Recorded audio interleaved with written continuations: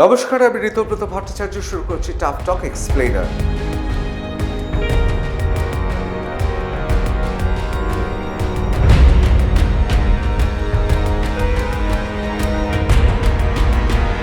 এ রাজ্যে ভারতীয় জনতা পার্টির জনপ্রিয়তা কি কমছে? এ রাজ্যে ভারতীয় জনতা পার্টির নবগঠিত সরকারের প্রতি মানুষের আস্থা কি কমছে? আজকে এই বিষয়ে আমরা আলোচনা করব।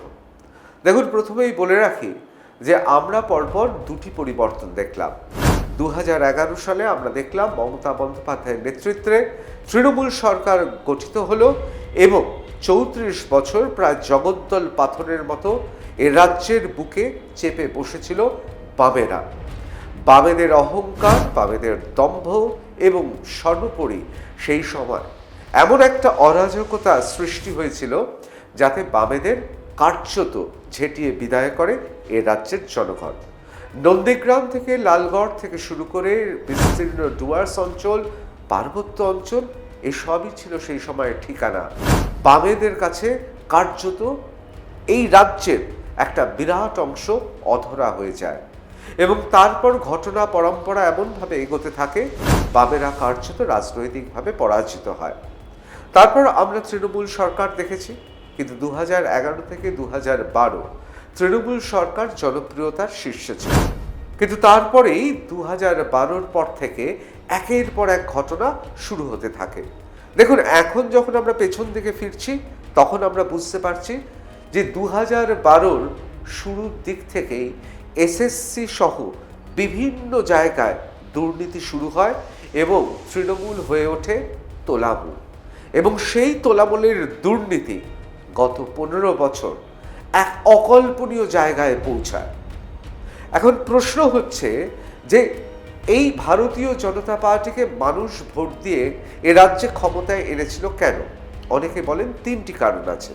প্রথম কারণ অবশ্যই পশ্চিমবাংলায় অনেকে ভাবতে শুরু করে, বিশেষ করে বাঙালি মধ্যবিত্ত হিন্দু ভাবতে শুরু করে, যদি তৃণমূল কংগ্রেস আরও বেশ কিছুটা সময় ধরে থেকে যায় তাহলে বোধহয় আমাদের স্বাধীন পশ্চিমবাংলা বাংলাদেশ হয়ে যাবে।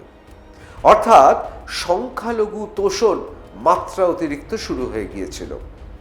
দুই, অকল্পনীয় দুর্নীতি, সেটা এসএসসি হোক, আর্চিকর হোক, পাড়ায় আপনি আপনার নিজের বাড়িতে ছোট কোনো নির্মাণ কাজ করতে গেলেই সিন্ডিকেট চলে আসতো।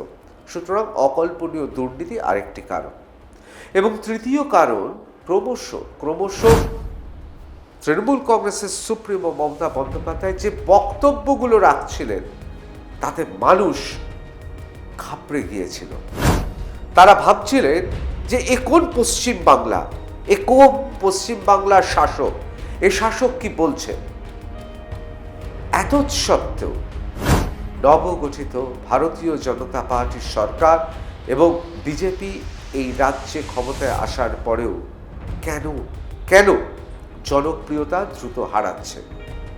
প্রথম যে বিষয়টা নিয়ে আমরা আলোচনা করব তা হচ্ছে যে যাদের আমরা তোলামূল বলছিলাম, যাদের অকল্পনীয় অত্যাচারের কথা মানুষ জানে, যারা কোটি কোটি, কেউ হাজার হাজার কোটি টাকা স্থাবর এবং অস্থাবর সম্পত্তি করেছে, যে সমস্ত সাংসদ, তোলামূলের যে সমস্ত সাংসদরা এবং যেসব বিধায়করা তাদের স্থাবর অস্থাবর সম্পত্তি বাঁচানোর জন্য যেভাবে ভারতীয় জনতা পার্টির হাতে পায়ে ধরতে শুরু করলো এবং তাতে ভারতীয় জনতা পার্টির শীর্ষ নেতৃত্ব, অর্থাৎ কেন্দ্রীয় শীর্ষ নেতৃত্ব, রাজ্যের নেতৃত্ব, স্বয়ং মুখ্যমন্ত্রী শুভেন্দু অধিকারী, তার সঙ্গে আমরা দেখছি কাদের? সেই সব সাংসদদের যারা টেইন্টেড, যাদের মানুষ প্রত্যাখ্যান করেছে, তারা সকালবেলায় ব্রেকফাস্ট করছেন প্রধানমন্ত্রীর সঙ্গে, তারা মুখ্যমন্ত্রী শুভেন্দু অধিকারীর পাশে দাঁড়িয়ে ফটো সেশন করছে। মানুষ বলছেন এ ঘোর অনাচার। এ প্রসঙ্গে জানিয়ে রাখি যে দুষ্টের দমন এবং শিষ্টের পালন, এইরকম একটা স্লোগান নিয়ে ভারতীয় জনতা পার্টি এসেছিল। মুখ্যমন্ত্রী শুভেন্দু অধিকারী বিভিন্ন জনসভায় নির্বাচনে জেতার পরেও এ কথাই কিন্তু বলেছেন। কিন্তু কার্যক্ষেত্রে আমরা কি দেখছি যে বিভিন্ন জায়গায় মন্ত্রী, এমএলএ, ভারতীয় জনতা পার্টি, ছোট বড় মেজো নেতা তারা সেটিং করতে ব্যস্ত। জনতার মনে হচ্ছে তাহলে মানুষকে ঠকিয়ে 15 বছর ধরে এই সমস্ত তোলামূলের নেতা, বিধায়ক, সাংসদরা যে হাজার হাজার টাকা স্থাবর অস্থাবর সম্পত্তি করেছে, সেই স্থাবর অস্থাবর সম্পত্তির তাহলে কি ভাগ চাওয়া হচ্ছে? তাই নিয়ে কি সেটিং চলছে? অর্থাৎ ঠিক কি ভুল জানি না, মানুষের মধ্যে এই প্রশ্ন দেখা গিয়েছে, যেমন দেখা গিয়েছে হাওড়ায়।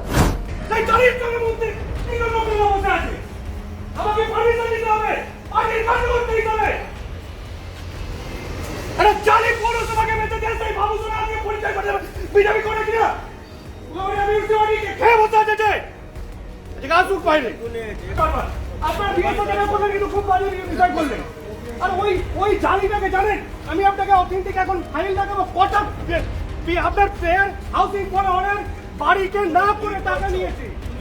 ওকে কেন আপনি নিয়ে ঘুরছেন? কি করছো? শুনো, তুমি কি করছো? কথা বলতে গেছিলাম। কথা বলতে যাই, আমি তো কথা বলতে গেছিলাম আপনার সাথে। বলুন। ফোন হাত দেবে না, ফোন হাত দেবে না, ফোন হাত দেবে না, ফোনে হাত দেবে না, ফোনে হাত দেবে না, না ফোনে হাত দেবে না, ফোনে হাত দেবে না, না ফোনে হাত দেবে না, না আপনি ফোনে হাত দেবেন না। আমি কেমন, আমি রিপোর্টার, ফোনে হাত দিচ্ছেন কেন? ফোনে হাত দিচ্ছেন কেন? হ্যাঁ, দাদাগিরি করছেন, আপনি দাদাগিরি করছেন। রিপোর্টার বললো তো কি হবে? বললো তো কি হবে? বললো তো কি হবে বলুন? আপনি ক্যামেরা কেন? হ্যাঁ চলো, কেন যাবো? দেখুন, এই প্রসঙ্গে আরো একটি বিশেষ কারণ আছে। কারণ হচ্ছে ভাইপো ফ্যাক্টর। দেখুন, ভাইপো নাকি দুর্নীতি করছেন, প্রাতিষ্ঠানিকভাবে দুর্নীতিকে মর্যাদা দিয়েছে এবং সেই দুর্নীতি গত 15 বছর ধরে হয়েছে। কারা বলেছেন এ কথা? ভারতীয় জনতা পার্টির কেন্দ্রীয় নেতৃত্ব এবং বঙ্গীয় ভারতীয় জনতা পার্টির কর্মকর্তারা বারবার এই কথা বলেছেন ভোটের প্রচারের সময়। এখন প্রশ্ন হচ্ছে, তাল সোনা উদ্ধার হচ্ছে, ছোট বড় মেজো সেজো এদের ধরা হচ্ছে, অথচ ভাইপোকে কেন ছাড় দেওয়া হচ্ছে? মানুষ অত্যন্ত ক্রুদ্ধ। তাহলে কি কোনো গোপন বোঝাপড়া রয়েছে?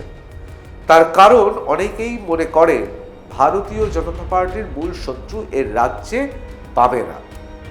এই বামেরা অর্থাৎ ডানপন্থী রাজনীতি আর বামপন্থী রাজনীতির মধ্যে একটা সংঘর্ষ রয়েছে। তাহলে বামপন্থীরা উঠে আসতে পারে, সেই জন্য কি জিওল মাছের মতো বাঁচিয়ে রাখা হচ্ছে ডাঙাতে তৃণমূল কংগ্রেসকে, আর সেই জন্যই ভাইপোকে কিছু করা হচ্ছে না? আমি একটু খুলেই আপনাদের বলি। দেখুন, ডানপন্থী রাজনীতিতে ন্যাশনালিজম বা রাষ্ট্রবাদিতা একটা অত্যন্ত গুরুত্বপূর্ণ অঙ্গ। ডানপন্থী রাজনীতি যারা করেন তারা একমাত্র বামপন্থী ছাড়া বাদ বাকি সবাইকে তারা দলে নিতে আপত্তি করে না। গোটা বিশ্ব জুড়ে এটাই ডানপন্থী রাজনীতিতে হয়ে এসেছে। যারা ডানপন্থী রাজনীতি করেন তারা রাষ্ট্রবাদী হন, যারা ডানপন্থী রাজনীতি করেন তারা উদার অর্থনীতির সমর্থক হন। ডানপন্থী রাজনীতি যারা করেন তারা চান বড় কল কারখানা অর্থাৎ ধনতান্ত্রিক ব্যবস্থায় যেসব সংগঠন বা প্রতিষ্ঠান বা কারখানা রয়েছে সেগুলো থাকুক এবং সেখানে যে কাজ করবে সে কাজের যেন মূল্য পায়। অন্যদিকে বামপন্থীদের চিন্তাধারা, তারা শ্রমিক শ্রেণী এক নায়কতন্ত্রে বিশ্বাস করে। এই বামপন্থী রাজনীতিতে যারা রয়েছেন তাদের কাছে ধর্ম এবং তাদের কাছে ভাষার পরিচয়ের থেকে মানুষের অর্থনৈতিক যে শ্রেণী তা অত্যন্ত গুরুত্বপূর্ণ। এখন প্রশ্ন হচ্ছে, এই ডানপন্থী রাজনীতি আর বামপন্থী রাজনীতি বাংলা অনেক দেখেছে, কিন্তু ভারতীয় জনতা পার্টিকে মানুষ ভোট দিয়ে নিয়ে এসেছিল তার কারণ এ রাজ্যে সুশাসন যাতে স্থাপিত হয়, এর রাজ্যে যে অকল্পনীয় দুর্নীতি হয়েছে সেক্ষেত্রে যেন তাদের আটকানো হয়, অর্থাৎ তাদের বিরুদ্ধে কমিশন গঠন করে তাদের সরকারি উপায় একেবারে নিয়ম মেনে যাতে বিচার বিভাগীয় ব্যবস্থায় ফেলা যায়। কিন্তু মানুষ দেখতে পাচ্ছে দিনের পর দিন যারা অকল্পনীয় যারা দুর্নীতি করেছেন তাদের দলে টেনে নেওয়া হচ্ছে। এখন অনেকেই বলতে পারেন, ডানপন্থী রাজনীতিতে যেহেতু তোলামূলের কোনো আদর্শ ছিল না, টাকা শুধু বা দুর্নীতি করা ছাড়া, সুতরাং তাদের তো ডানপন্থীতে নেবেই এরা এবং ডানপন্থী সংগঠন প্রসারিত করার জন্য। কিন্তু বাংলার মানুষ কি এই জন্য তাদের ভোট দিয়েছে? অনেকে বড় বড় কথা বলছে, দেশকে নাকি এগিয়ে নিয়ে যাওয়ার জন্য বড় কোন বিল আসবে, সেই বিলের জন্য সংখ্যা দরকার। এখন প্রশ্ন হচ্ছে, বিলের জন্য সংখ্যা দরকার, সেই সমস্ত সাংসদদের দলে নেওয়ার দরকার কি ছিল? তাদের তো স্থাবর অস্থাবর বিভিন্ন বেআইনি কার্যকলাপ রয়েছে, সুতরাং সেই দিকে একটু এজেন্সির ভয় দেখালে তারা তো চলে যেত। এখন অনেকেই বলবেন না, ভারতীয় জনতা পার্টি এজেন্সি ভিত্তিক রাজনীতি করে না, কিন্তু তার সত্ত্বেও বলি তাদের সঙ্গে যেরকম দহরম মহরম চলছে তাতে সাধারণ মানুষ ভালো মতো নিচ্ছে না। সেটা উত্তরবঙ্গের সিতাই হোক বা দক্ষিণবঙ্গের হাওড়া হোক বা উত্তর 24 পরগনা হোক, মানুষ ভালোভাবে নিচ্ছে না।